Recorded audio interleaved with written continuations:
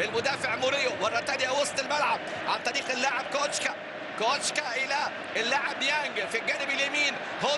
هوندا نشوف بقى الميلان بيلعب 4-4-2، فريق نادي الانتر بيلعب 4-1-4-1. هنشوف بقى التفكير والترتيب. وادي امامنا اول كرة واول محاولة، ولكن هناك راية وهناك يعني قرار من حكم اللقاء، ركلة حرة غير مباشرة. شوف هنا الكرة الماضية، تحرك من جانب اللاعب بيريزيتش اللاعب المراوغ، اللاعب المتحرك اللي امامنا هنا، وعمل كرة حلوة قوي، انطلاقة ومحاولة وفرصة ممكن هدف، ولكن هنا اول ظهور لقادر وثقة كبيرة جدا من مانشيني بان هذا اللاعب واجواء التأقلم لهذا اللاعب مع الفريق. اول كرة لقادر امامنا هنا اهو وكانت فيها انطلاقة وتمريرة حلوة جدا من جانب اللاعب بيريزيتش، وانطلق في المساحة الفاضية، ولكن ضاعت الفرصة. لاعب قدر 8 لقاءات مع المنتخب الايطالي بعدما قام باختياره كونتي في المنتخب الايطالي الاول، انطلاقا من مباراة اللي لعب فيها مع المنتخب الاول. بقى كان اول لقاءاته اساسيا لعب امام انجلترا. ادي امامنا هنا اللمسه، وادي امامنا هنا اللاعب جوان. شوف تشكيله نادي الانتر يغلب عليها الطابع الهجومي، وامامنا هنا استلام وحاول عن طريق اللاعب يوفيتيتش، مطالبه بلمسه يد انطونيو داماتو المحامي اللي بيقود هذه المباراه، وجوان عمل عرضيه وجول. اوه فرصه كان هيدخل التاريخ، كل التاريخ اللي مضى لدى هذا اللاعب سواء في امبولي في بريشيا وايضا في نادي ساندوريا، لكن امامنا قدر بيضيع فرصه كبيره جدا امام ساسولو، وبعد كده بقى حافظ على مكانته 199 سم. كره اماميه، ادي امامنا قدر اللي بدا يصنع مشاكل ويخلق مشاكل، وهنا فارق السرعه وحكم اللقاء. ونشوف القرار ايه الحكم اللقاء. ادي الحكم انطونيو داماتو 43 سنه، المحامي اللي بدا اهو اللعيبه تضغط عليه بيطالبوا بايه في اللقطه الماضيه، لكن يبدو كان في رايه دي ليبراتوري ودي بوترس المساعدين وهدف اللقاء الاول، لكن قاطع على طول، قاطع امامنا البرازيلي اللاعب ميراندا اللي عمل كرة امامنا اهو في اتجاه شعلة النشاط. اللاعب بيريزيتش نادي الانتر انتشاره افضل، اداؤه افضل، وصل للمرمى عن طريق اللاعب قدر، وادي امامنا امامنا اهو استلم ويرجع على طول بروزوفيتش سدد، ولكن دوناروما امامنا. مباراه باديه حلوه قوي، مباراه باديه بشكل رائع جدا، وبروزوفيتش اللي سجل في مرمى فروزينوني وفي مرمى فريق نادي اودينيزي اللي سدد الكره الماضيه القويه جدا اللي سولو، وتعادل مع اتلانتا وتعادل مع فريق نادي كاربي في اخر لحظات اللقاء عن طريق لازانيا. هذه انطلاقه ومحاوله وعدى وخد خطا وممكن يبقى فيها انذار، ولكن داماتو ما اداش حاجه، كره كان منطلق فيها اللاعب كوتشكا، ومباراه باديه ايه بمنتهى القوه من جانب الفريقين، والتسديده من بونافنتورا ولكن الى خارج الملعب.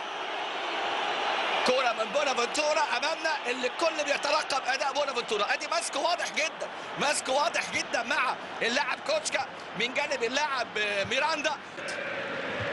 كرة عالية، حتى الان تعادل سلبي في ديربي العالم وليس ديربي المدينة، لان البعض اراد ان يقلل من قدر يعني هذا الديربي، ولكن الديربي بالفعل يبقى ديربي. وادي امامنا هوندا والكرة العرضية في اتجاه اللاعب باكا، ادي امامنا كارلوس باكا لاعب نادي سيفيا لاعب نادي اشبيليا، لمسه على طول، التحرك المره دي من جانب اللاعب بريزيتش اللي بقول لحضراتكم في كل مكان في الملعب، ايفان بريزيتش في كل مكان في الملعب، يعدل على شماله وعايز يسدد بريزيتش، لكن كره ترتطم في المدافع رومانيولي وتطلع الكره الى خارج الملعب. الميلان شفناه في كرة وحيدة من جانب بونافنتورا، لكن حاليا الانتر ومنذ بداية اللقاء هو اللي بيملك الشخصية. تيتش على طول لمسة يوفيتيتش ولمسة اليد هنا الكرة الماضية أباتي قطع ويعمل هجمة على طول في اتجاه اللاعب يانج. اختبارات تحكيمية صعبة جدا. ادي امامنا الإعادة، وادي الكرة من أباتي بخبرة كبيرة قوي. أباتي اللمسة أو عدم اللمس في اللقطة الماضية، لكن هي لعبة من مسافة قريبة جدا، يعني بيقدم، وايضا نادي الانتر بيقدم كرة على فترات. على يعني هذا الموسم الانتر بدأ وتصدر الدوري ولكن تراجع في الاسابيع الاخيرة. مرة ثانية جوان القائد موريو على طول يشيل الكرة اللي تصل الى اللاعب النشيط جدا كوتشكا. الهدف الاول لكن رايه وتسلل. الهدف الاول بيضيع. شوف بقى هنا يسيطر زي ما يسيطر فريق نادي الانتر، ولكن في كرة وفي محاولة في اللقطة الماضية عن طريق اللاعب كوتشكا، ولكن فعلا تسلل راية هنا وتسلل في اللقطة الماضية. في ديربي روما لاتسيو في فريق ساندوريا مع ديربي ساندوريا جنوا. ادي امامنا انطلاقة وادي التسديدة من جانب اللاعب كوتشكا، ولكن الى خارج الملعب. كرات الثابتة هنا ملعوبة على طول قوية، لكن بعيدة قوي الكرة الى خارج الملعب. ادي حوار ما بين ريكاردو مونتيليفو اللي الحقيقه مطالب بالمزيد من التطوير في ادائه. في المباراه لصالح نادي الانتر لم يستفد الانتر من الركنيات الثلاثه، ولم يستفد الميلان من الكرات الثابته اللي جات له خارج منطقه الجزاء. على طول هنا ليايتش الى بروزوفيتش الكره عاليه ملعوبه حلوه قوي. يوفيتيتش يا راجل يوفيتيتش، انت نسيت الكره لما رحت المان سيتي. يوفيتيتش امامنا اهو، كان في فيرونتينا قصه، كان حكايه لما كان في الفيولا، فرصه كبيره قوي بتضيع من يوفيتيتش. ادي استلام وحاولة يوفيتيتش المره دي يجيبها على الشمال ويسدد المره دي، يسدد امامنا اهو يوفيتيتش الكره اللي بيحاول من خلالها ان يضع يعني هدف في هذه اللحظات، لكن على طول الحارس دونا روما الاسباني طبعا يعني قدم وحارس كبير في السن، لكن دونا روما حارس حارس الحالي والمستقبل. وامامنا اهو الكره على طول خطره جدا، الكره الماضيه خطره جدا، كره الى اللاعب هوندا وانطلاقه من اباتي. اول مره نشوف اباتي بيعمل مسدل هجوميه ويظبط المره دي وهوندا، لكن يا سلام على جواو ميراندا. يعني في اللقطه الماضيه جواو ميراندا طلع كرة كان ممكن قوي تكون كرة الهدف الأول. سخونة وإثارة في هذه اللحظات في ديربي العالم، في ديربي الغضب، ولكن حتى الآن يعني لسه الهدوء يخيم لأن النتيجة سلبية بين الفريقين. هوندا أمامنا يعكس كرة حلوة أليكس، يسجل أليكس أمامنا هنا في هذه اللحظة من الوضع طائرا، ويطير الجمهور بالفرح في ملعب اللقاء. سجل في مرمى فروزينوني، لكن يبقى هذا الهدف هو الهدف الأغلى من خلال الكرة الماضية، من خلال الركنية. يسجل المدافع أليكس هدف اللقاء الأول بعد مرور 35 دقيقة. سينيزيا ميهايلوفيتش، شوف امامنا هنا الفرحه المحتشمه. هذه الكره ملعوبه من هوندا امامنا اهو، ظبط هوندا امامنا اهو وعمل كره. اليكس بقى يطلع في حراسه دفاعيه ويطلع اعلى من الجميع، وكان معاه سانتون في اللقطه الماضيه، لكن على طول اليكس امامنا اهو. رودريجو دياس دي كوستا يسجل اليكس الدولي البرازيلي هذا الهدف، وهو الهدف الهدف الاول في اللقاء. هو وبواتينج لما سئل قبل مباراه سينيزيا عن بواتينج وعن بالوتيلي لياقتهم لا تكتمل، قادر ضيع فرصه كبيره قوي كان ممكن تكون نقطه تحول، لكن اليكس سجل، عدى قادر من زاويه صعبه، عمل عرضيه. اليكس يتالق في اللقطه الماضيه وشال كره خطره جدا. وبروزوفيتش والكرة إلى خارج الملعب، ريح كرة لكن في تدخل قوي، ترجع لبروزوفيتش يمرر كرة في العمق، الكرات الغير دقيقة، تمريرات غير دقيقة، خروج من الحارس. يا سلام على دونا روما الشجاع، وجوان يعمل مشكلة للحارس ويوفيتيتش والكرة إلى خارج الملعب. لكن حقيقة فرصة كبيرة جدا كانت اللاعب بيريزيتش ودون يحلم بالفوز، يحلم بإيه؟ إحراز يعني انتصار على النادي اللي لعب له من 2004 ل 2006. وباكا حكم المباراة أنطونيو داماتو ما بيحسبش الحاجات دي.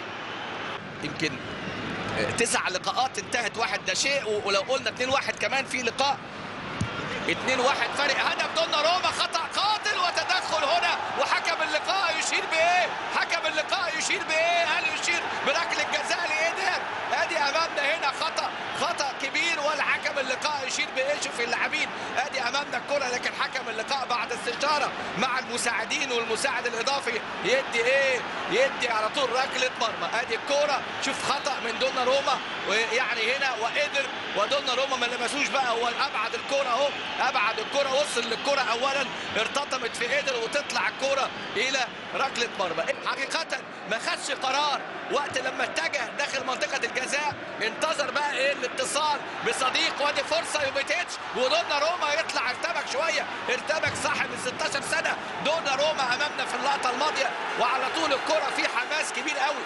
للانتر مع اليوفي ومع روما ومع لاتسيو، وحكم ايضا للميلان مع يوفي ومع روما ومع لاتسيو. امامنا هنا الكره، لكن تطلع الكره الى خارج الملعب. فيريزيتش عنده اللمسه الاخيره، لكن هنا في تدخل. ادي بونو تابع اللاعبين المشاركين في مباراه اليوم، 2 في نادي الانتر و4 في فريق نادي الميلان، وفرصه هدف وممكن هدف. بونافنتورا لسه خطوره، لسه خطوره، وتضيع الكره من بونافنتورا، لسه خطوره في الكره الماضيه. الكرات العاليه بتعمل مشكله، كرات عاليه. ادي امامنا هنا بص اخطر رجل داخل منطقه جزاء فريق نادي الانتر. على فكره يوفيتيتش في فريق فيرونتينا لما كان مع الفيولا، انطلاق عن طريق اللاعب بونافنتورا، هجمات الميلان الخطيره لكن ما ظبطش بونافنتورا. ترجع مره ثانيه كوتشكا وسط ملعب فريق نادي الانتر النهارده مشكله، لان الوسط الملعب فاضي في مساحات. وادي امامنا هنا السقوط، محاوله سقوط بقى ومحاوله حصول على ركله جزاء. مفيش حد احسن من حد. الكره انقاذ بقى الامور بالنسبه لمايلوفيتش. ادي امامنا الكرات اللي بيحاول من خلالها انطلاقه ليايتش الى ايكاردي، يلف وسطه، ولكن دونا روما يا ولد يا ولد يا ولد، هنقول يا ولد للصبح دونا روما. ادي امامنا هنا ايكاردي، وحكم اللقاء وادى ايه حكم اللقاء؟ حكم اللقاء ادى ايه في الضربه راسيه، وفرصه ايكاردي لتحقيق هدف التعادل. ايكاردي يضيع ايكاردي في القائم في الدقيقه 70 من عمر اللقاء. القائم الايسر يتصدى لركله جزاء من ايكاردي، ركله جزاء من جانب حكم اللقاء بعد ما القرار كان من الحباء في التوقيت المناسب. شواني يمرر، لكن مره ثانيه الكوره الى اباتي وسط ملعب نادي الانتر. يعني شوارع. وادي العرضيه والهدف اهو، الهدف اهو باكا اهو، كارلوس باكا يسجل هدف ثاني لفريق نادي الميلان في هذه المباراه اللي بتتجه نحو الميلان بهذا الهدف الملعوب. هدف ملعوب، ركله جزاء ضائعه في الدقيقه 69، ثم هدف ثاني عن طريق باكا اللي بيسجل الهدف رقم 11 ليه خلال هذا الموسم. بص شوف امامنا الكره من نيانج، يا ولد نيانج بقى وهنا غياب كبير للتمركز الدفاعي من جانب ميراندا وموريو، وباكا قطع حلوه قوي وعاملها بسمانه رجله، مش ببط رجله، عاملها بالسمانه هنا. بص حضراتكم، بص حاططها ازاي، لكن التوقع صح، التحرك صح، التايمنج صح، والهدف الهدف ياتي في وقت صعب جدا. اذا الميلان وبيرلسكوني يبتسم في هذه اللحظات اهو، الميك اب والمكياج اللي اباتي ونيانج اتحرك في المساحه. ودي راسيه هذه المره، ولكن كره من ادشكا ومونتليفو. بونافنتورا اهو بيسلموه، الراجل اللي يعني عنده قدره على الاحتفاظ بالكوره ويعمل تمريره لباكا، لكن باكا خلاص، باكا دخل التاريخ، وبونافنتورا ممكن هو اللي يسجل. نيانج، هل يسجل نيانج؟ واندانوفيتش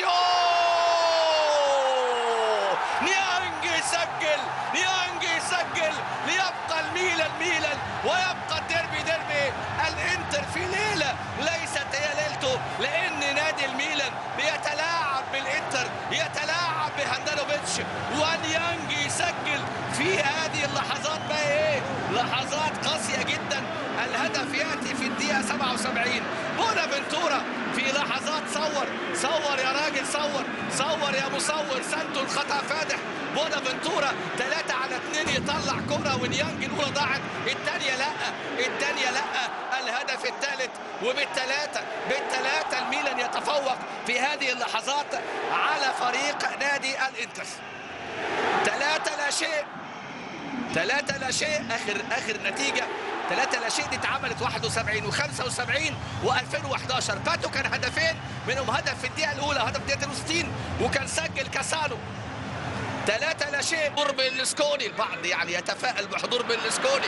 وادي امامنا انتقادات لجالياني، وادي استلام على طول. كوتشكا اخطاء كتير قوي النهارده من نادي الانتر في نزيف النقاط، في هبوط في المستوى، والميلان اللي النهارده بقى بيستغل الامور وبيقسو على فريق نادي الانتر.